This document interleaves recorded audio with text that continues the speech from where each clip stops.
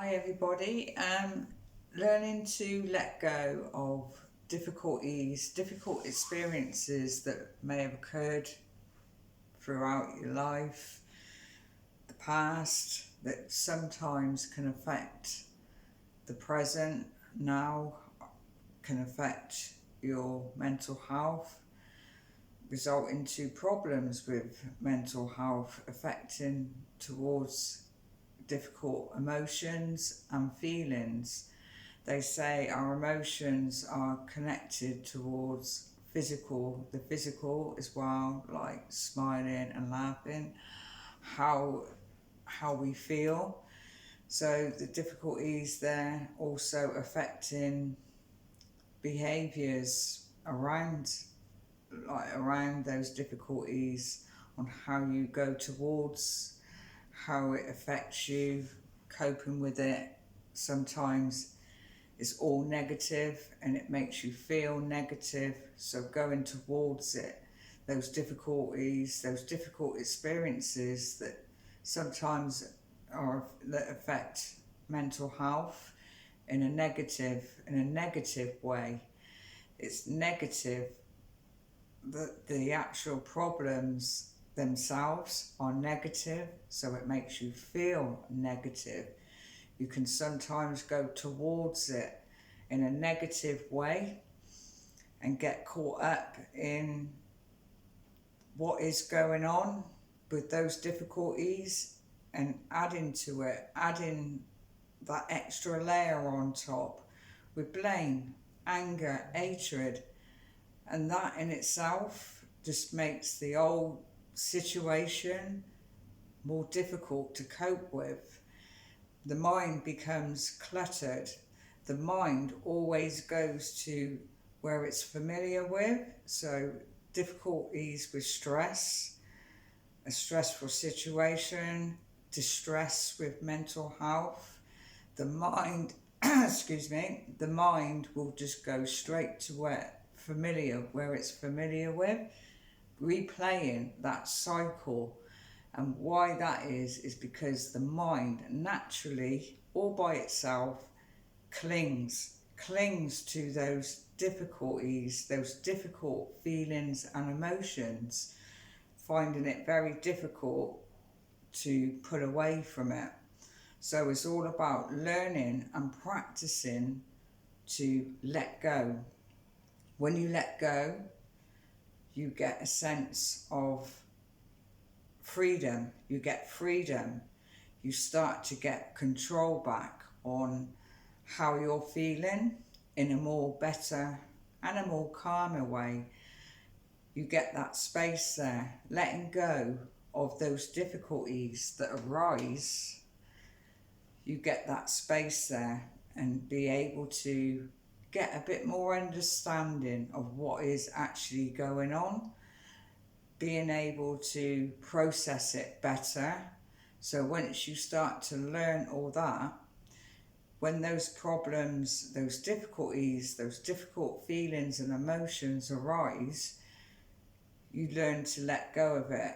It arises, you cope with it and go towards it in a more calmer way, and you let go of it.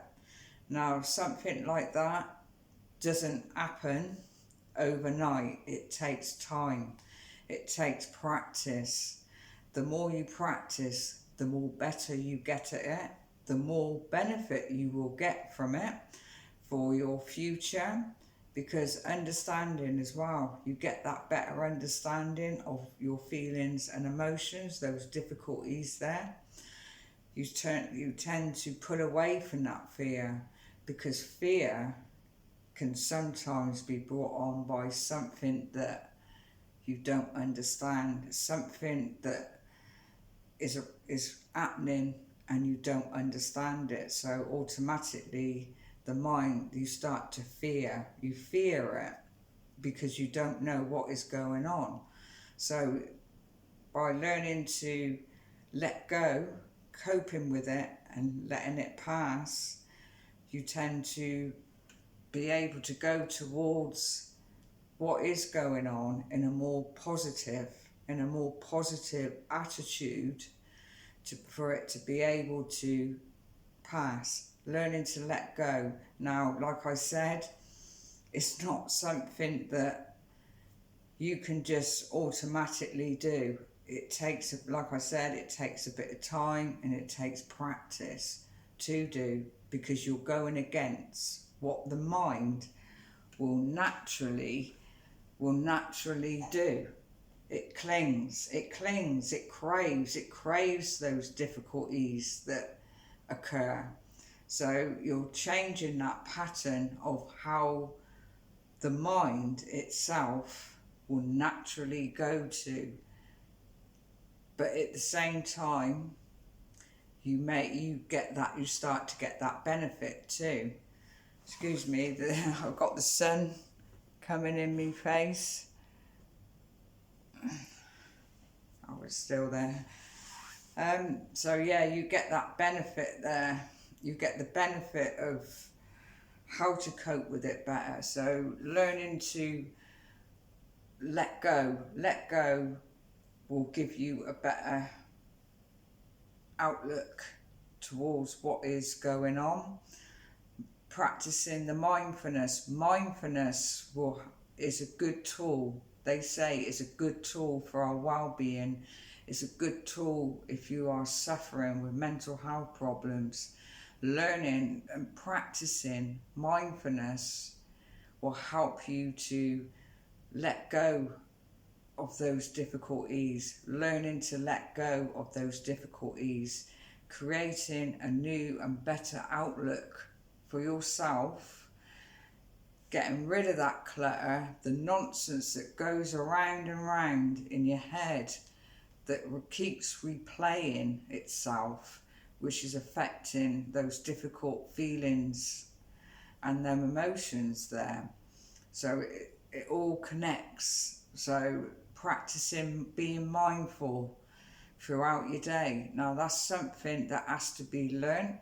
It's a practice, but the more you do that, the more you practice, you start to get better at it. You start to see those benefits in time. You start to see those benefits. It may take longer for somebody, or it might be shorter for somebody. It depends on what your experiences are, those difficult situations that is affecting your mental health as well. Other things, talking.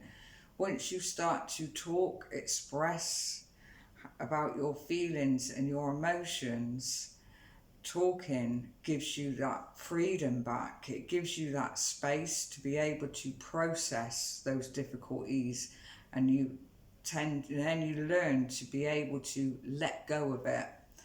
It's learning to let go of those difficulties, and it has many benefits for future, for the outlook as well. Learning to stay in the present. Sometimes we get drawn back to those memories that may occur, those difficult memories. The mind, like I said, it clings to it. And once it clings, and it's there, and it's in the forefront, you get drawn into it, and before you know it, you're in the forefront of everything that's going on around. It feels like it's just it's just a story that is replaying itself, a memory. But if you're in that difficulty, sometimes it may feel like it's reality that is actually going on at that precise moment. It's all about learning to understand that it's just a memory that it keeps replaying. But once you learn to let go of those difficulties, it breaks that cycle. It breaks the chain of that incident, that difficulty that keeps coming back and forth. So this video was about learning to let go, practicing to let go of those difficult feelings and emotions, those difficult experiences that you may have that is affecting your mental health and even well-being. We all have our own experiences through life, but it's how you cope with it and how you deal with it that makes the difference. So creating a new habit, creating a new pattern isn't something that is going to, like I said, it's going to work overnight. It takes time and it takes practice. And I will say, in all the things that you may do, those coping strategies that you do to help with your mental health, at first it can be difficult. At first, yeah, it can be difficult. But even with all those coping tools, it takes practice. Consistency is the key. The more you do these things, the more better you will be able to cope better with your mental health. Suffering with mental health problems is all about consistency, because you start to see that benefit. You get better at what you're doing. You start to enjoy what you're doing. You see that enjoyment there. It makes you feel more better within yourself. You start to understand about yourself, about those feelings and those emotions that you have difficulties with. You start to get that understanding there about those problems, about your illness, is getting an understanding of your illness and knowing it's just the illness, how it affects you, the illness, how it affects people differently. Sometimes there could be control there, the illness, like taking away that control of how you cope with things. But the more you keep, the consistency with like the tools that you have, you start to take back that control and get a sense of freedom. And the main thing is, the key thing is learning to let go of difficulties, because it can help you move forward with your recovery, your journey through your mental health as well. You may find something else that may help to learn to let go of those difficulties as well. But like they say, mindfulness is all about being calmer within yourself, to be able to cope with it, to let it go, to let go of it, it's learning basically as well to not let those difficulties be so much of a problem. It's when the added's laid on top, that's when it becomes more of a problem. When the mind clings, it's learning to let it go. Don't hold it there, because it will just keep coming back and back. You need to let go of it. It's all about, like I said, just letting go of it. Sometimes, like I said, it's easier said than done. But over time, you will start to see that benefit there of practicing it, basically. So I'm going to end the video there. I hope you enjoyed watching this video. I hope it will be of some help to somebody or some people. Please share this video, because many people suffer on their own sometimes with mental health, not getting enough support. There should be support around mental health. People need it. Some people just don't have that enough support to be able to cope with it. Some people may not be given hope. Some people don't get given hope, that thinking there is hope for mental health. There is hope for mental health.